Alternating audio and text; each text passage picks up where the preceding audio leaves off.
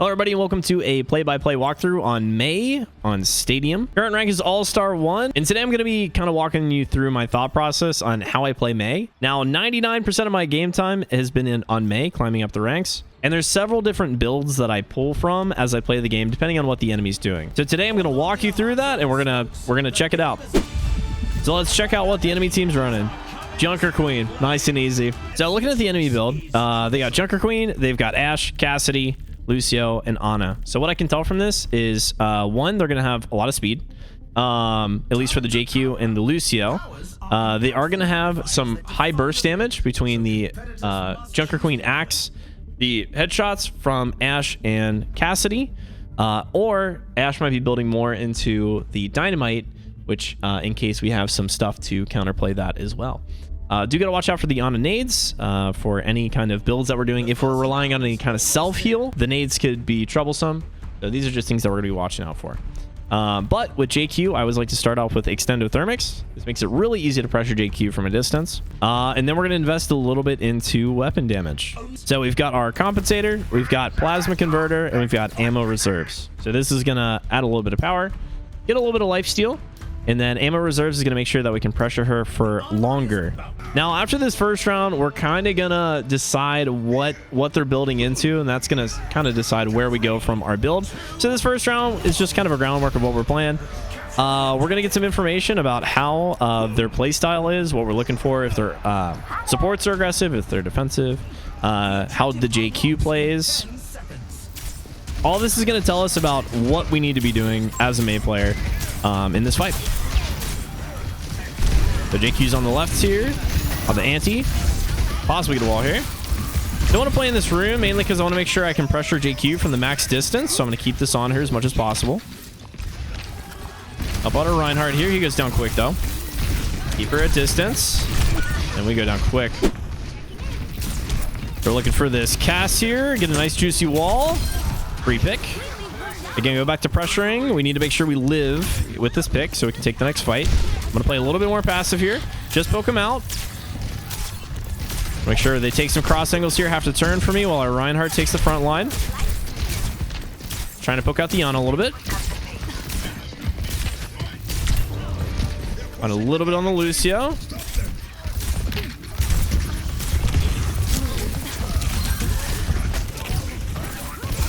Finally take down the Ana.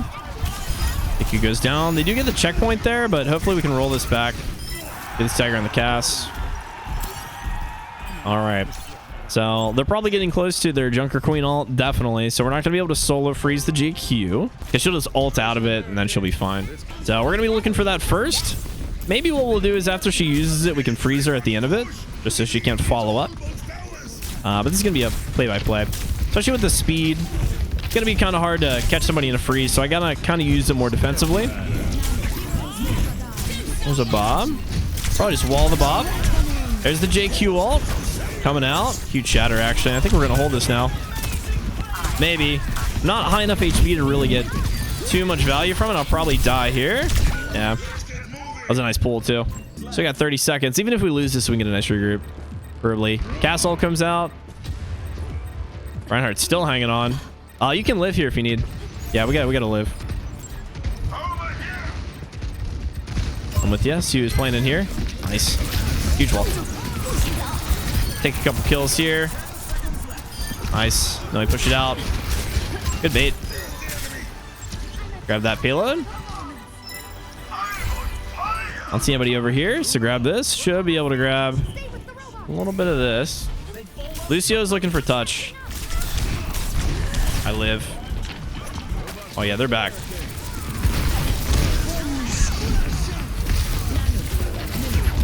I just gotta make sure we don't C9. You can contest the payload from up here. As long as the cast is there, though. Makes it a little iffy.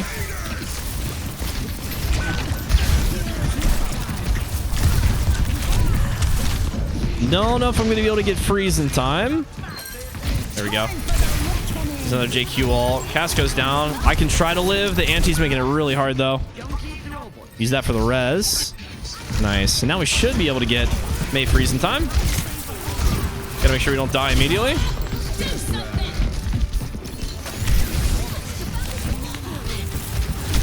Oh, she slept me out of the freeze. Damn. That's unlucky. I go down to Bob. Okay, so they're still hanging on, using the bot as cover. Love to see it. Res comes out. Oh, I was going to say, that is illegal. That is an illegal res. You don't get to get those off. Yeah, we get our nano. Oh, I think he might C9 it. Yep, there it goes. There it goes. All right, not a bad one. All right, so we're looking pretty okay. What I'm noticing is that the JQ is walking quite a bit. I'm getting antied quite a lot as well. So we've got to play around getting antied as well. Maybe play a little bit farther away from our tank, because it seems like the Ana's nading mostly our Reinhardt, and then I'm just getting the splashback. So what I'm probably going to do is play a little bit of an off angle for my Reinhardt. The Cassidy's not really giving me too much of an issue yet, like the DPS. It's mainly just the nade. So I'm going to try to play a little bit away from payload to let Reinhardt lock down objective so I don't get the after effects of the nade. But we're going to invest more into our weapon. Obviously, we're pressuring. We're basically 90% of us the time we're using our primary fire. So that's all we're really going to worry about here. So let's get our Techno Leech. That's going to double up our weapon lifesteal, which is really good for sustainability. Early game, lifesteal is fantastic. Advanced Antibiotics gives us an extra 10% attack speed when we're healing ourselves. And then, you know, let's get some armor. Let's get an armored vest. Just add a little bit of armor to this. All right, let's check out what they're running. JQ's running the axe. Ash seems to be running a little bit into AP. A little bit into dynamite here. So probably next round I might pick up cold spot. If our team is having an issue being on fire a lot, which it actually has helped out quite a bit. I've been running a little bit more now that Ash is widely played, especially with the new the dynamite meta kind of being a thing. Mei is great, especially with extendothermics, at clearing the burn off of her team. Very good stuff. Gonna take this out. Nice little easy first push here. All the Ana. There's an Ana right here. I'm just gonna stagger a little bit. No nade, no nade. There we go. Almost lost our mercy to it. Okay, there's dynamite. JQ's on the left here. Right here.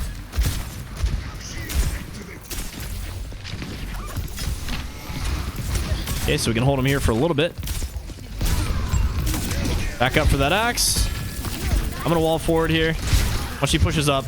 Now. Oh, I go down. Take a res here. I'm gonna wall up the Ana. Pressure the Ash. There you go. Follow it up. We can chase the Ana here. Juicy. Juicy. Thank you. Thank you. Yeah, let's play a little bit close here. I'm gonna look for a wall. JQ's probably gonna ult after our waller. That's nade. That's nade. Actually, a wall now. Big slam. That's 3. Nice. We'll take that. Surprised that Lucia forgot to touch. We'll take it. All right, so much better. We were able to control the space a little bit more. Going in, Ash is definitely gonna be yeah, Coach Gun applies burning. Yep. So she's definitely going to be going into a burn kind of type of build, working between the dynamite and the Coach Gun, because the Coach Gun does do extra burst damage for burning targets. So we're going to be picking that up. Now the nice thing is, if you pick up cold spot, which I might actually grab that instead of the frost armor. So let's get rid of compensator, and we're going to go to survival and grab cold spot. This is primary fire and blizzard can remove burn. This actually includes your mini blizz as well. So if I grab iceberg, I can heal myself and anybody inside of our mini blizzes with wall, which is super duper handy when people are burning a lot and we're trying to play actively. Just passively, you're going to be clearing that. Same with your freeze. So we're going to grab that iceberg instead of frost armor just yet. I want to make sure we can clear those early. And then we're going to upgrade armored vest to talon mod just to get some more damage. And I think that should be good. Yeah, that'll be good. All right, going to the next round. Just gotta be wary of the burn from Ash. That's kind of our job. Yeah, if you guys are burning, play near me and I can clear the burn for you. Just want to let my team know, just say if they're burning, they're not running away from me. A lot of people don't know that Mei can clear burns, so.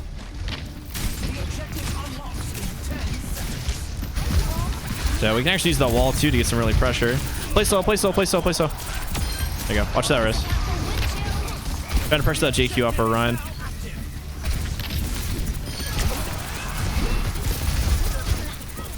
Use this to push up a little bit. Nice, taking that space. Beautiful.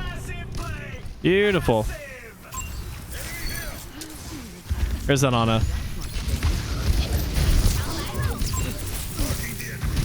There we go.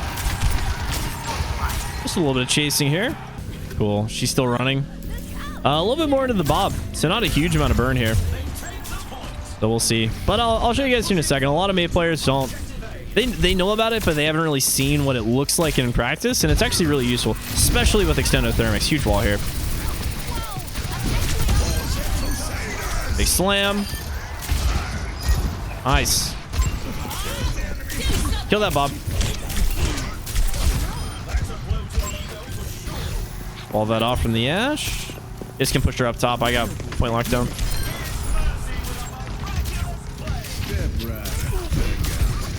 Don't have wall.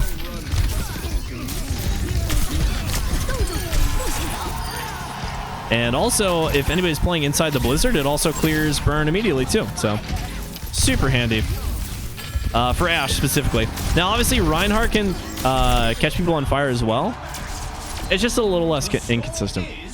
Or sorry, more inconsistent. So I wouldn't really be grabbing cold spot for Rein specifically. Usually I'm only grabbing this if there's an Ashe and she's playing into burn damage. Because denying that basically denies all of her ult charge. It denies all of that damage that she gets. Of course, unless she picks up... I think there's a perk that anytime somebody cleanses your burns, you get ult charge. So I just got to watch out. I like to check every round just to make sure if she is running it, that I make sure I'd probably still end up cleansing it anyways because the amount of damage it does. But I just got to be aware that we're going to be feeding into Bob a little bit more. So looks like last round she wasn't running anything. She just has damage dealt to burning targets, grants 20% more ult charge. So it's more of like a burning / Bob build. All right, round 4, we're upgrading a little bit more. We're keeping both our weapon lifesteal because lifesteal is very, very good until we start building into something a little bit different here. We're going to upgrade our ammo reserves to focus flurries. This gives us 15% attack speed and a 75% increase in our clip, all for 10,000 credits. Now, it does take 50% longer to reload, but I found that it's not really that big of a deal. I definitely prefer having a much larger clip over the faster reload time when I'm trying to actively pressure things, like JQ.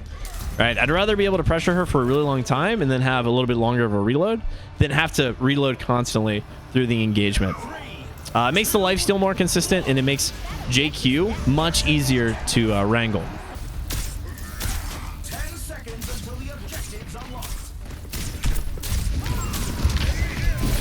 Got to keep an eye on her here. See the Ashe on left. I'm actually going to turn my attention towards her.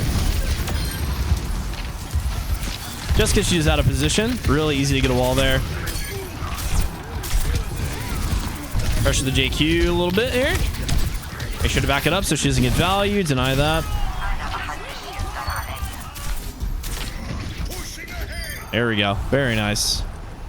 All right. Good little start here to map 4. 65% to her ult. Everyone's basically on track. Shatter's probably going to be the first ult to happen here.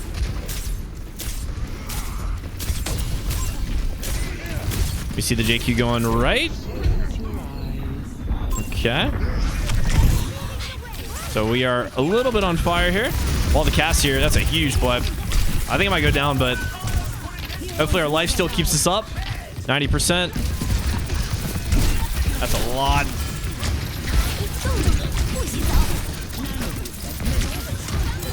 So no one gets in that one. That's okay, though. Creates a little bit of space and pressure. Don't die to the cast. Nice. Oh! And on there. Nice. Should be able to clear that up. We'll go back to pressuring the JQ. There you go. Keep her slowed down so she can't easily get any damage or any axes off. You can see she's not really doing much. And we have probably one of the the very long clip. All right. Bob comes out.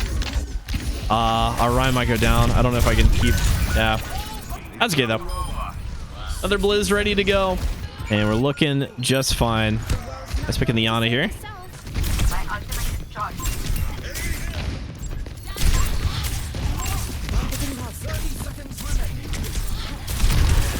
Take this out. Now, JQ's probably got her ult still, so I got to be aware of that. There's that. I'm actually going to go for the Soul Freeze. No, we are. Yeah, we're gonna die just because we're antied and we don't have yeah. That bleed damage was going hard. I think it might have been our last chance there. Deadeye comes out. JQ ults out. We should have time to retouch here. I can touch.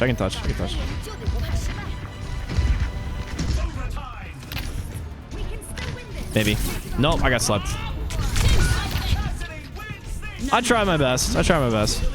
Yeah, I was like, the only way I'm touching that is if I literally walk. I can't cryo. I can't wall. I just gotta walk and hope that I make it. All right, 2-2. All right, so what have we noticed? We've been doing great at pressuring the JQ. I think outside of her ult, she really just doesn't get to do much. Now, I'm definitely going to be investing in the Frost Armor on round 5. This is just going to give us a little bit more survivability. And we're going to be stacking it up anyways because we're shooting it all the time. So primary fire, getting our armor from primary fire. We're going to probably get it in the first 30 seconds. They're definitely worth getting in round 5 here.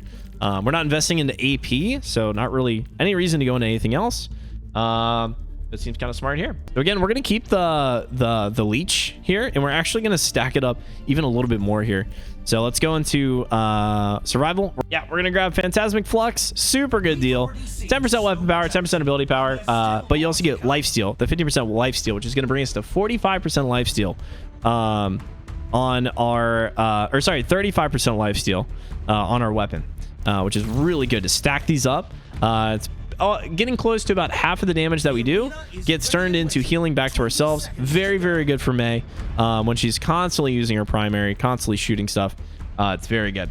We're going to try to upgrade our Talon mod to something with a little bit more punch.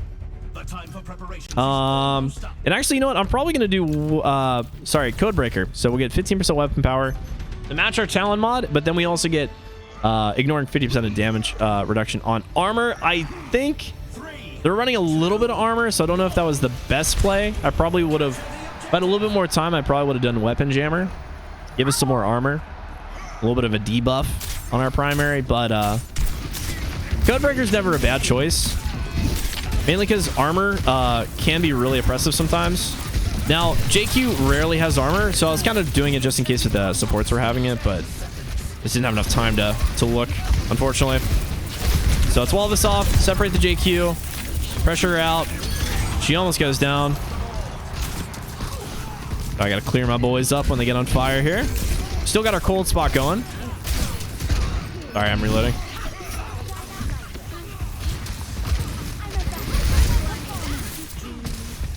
So again, just gotta watch out for that dynamite. Keep clearing them up.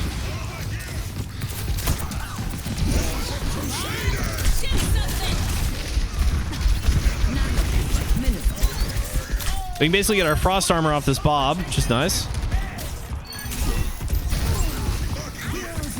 Get rid of this JQ. I was going to chase that Ana, but JQ on points. Bigger priority here. Yeah, we should be able to chase. Ana's low. Nice. Cool. I need to freeze. Actually, you know what? I'm going to play up a little bit for freeze because they don't have thingies. Hold on. Yeah, play up. Don't let me die up here, dude. I'm gonna freeze this.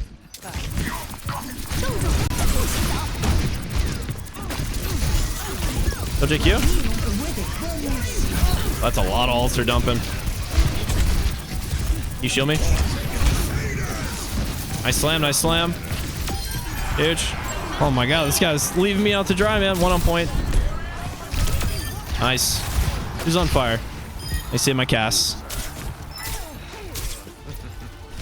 So it works pretty. It's instantaneously. If your primary touches a friendly on fire, just gone immediately. Especially when you're already shooting it all the time anyways. Basically, anytime that someone like crosses in front of your path, you're gonna be cleansing them with burn, which is really nice. So I like to take a second every now and then just to like look around, see if anybody's burning, just so I can do like literally the quickest 360 of my life. Just go whoop like that, and it just clears everybody of fire. So really nice, especially if you're not running Kiri for cleanse. Really nice way to just clear your team real quick of burn, but you do have to actually be thinking about it, right? Which is fine. You're not really doing like an insane amount of stuff as Mei, right? It's mainly just pressuring JQ, shooting down. So just in the side of your mind, your peripherals, if you see dynamite go off, do bomb, clear it up real quick, super easy. The cold spot, very nice. Especially if you guys are running into Ashe a lot in a lot of dynamite builds right now, considering that it kind of got buffed a little bit. People are running it a lot. Don't be afraid to grab it. Don't be afraid to grab it. If you're worried about it being worth it, don't worry. It's worth it. It's worth it. All right, so now we can upgrade. If we want to go into more lifesteal, we can get Amari's antidote. I'm going to get more power. I don't think we need any more lifesteal for ourselves right now. Yeah, but I'm going to upgrade some more damage. So the lifesteal is nice, but we don't really need it. We're not going down that quick. If I find that we need more lifesteal, we can build back into it. But right now, I think more damage is going to be better. Better utilization of our credits. We'll probably farm up our freeze quicker. All right, here we go. It's going to be match points. So let's play it safe. And again, with our extendothermics, always looking for opportunities to impact several people at the same time, right? Because anybody that this gets hit by takes the same amount of damage. So if I can hit one person, it's 70, right? 70 damage per second. Two people, 140. Three, 220. Four, 280. You know, you can quintuple your damage if you hit a full team. So it's always nice and juicy. Let's actually get a wall here. She goes down. That extra damage is helping out a lot. Possibly take out the Lucio if I can track. There's one. We take this one. I got point. I'm on it. She's gonna have to nade. Oh, that was juicy.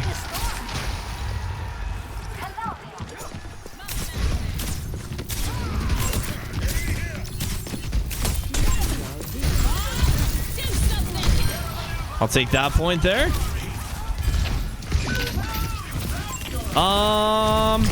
We should be fine. We should be fine. We've got enough support here. I was thinking about tossing my freeze down, but I think we'll hold it. Hold it just fine. All right, looking nice. First point down. Okay, we've got our freeze. JQ definitely has her ult. Possibly. I shouldn't say definitely. I don't know how much damage she did. So it could be worth it to freeze and then predict that she's gonna ult out of it and then wall in front, but you got to be quick because they're quick on it.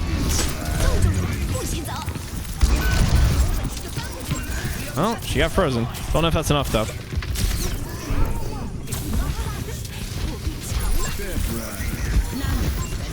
Yeah, she's low. Just clear a run of that damage. Remember, we're actively looking for those dynamite burns. Ashe is low on the left. Left side. She's like one. Next to you, Ana.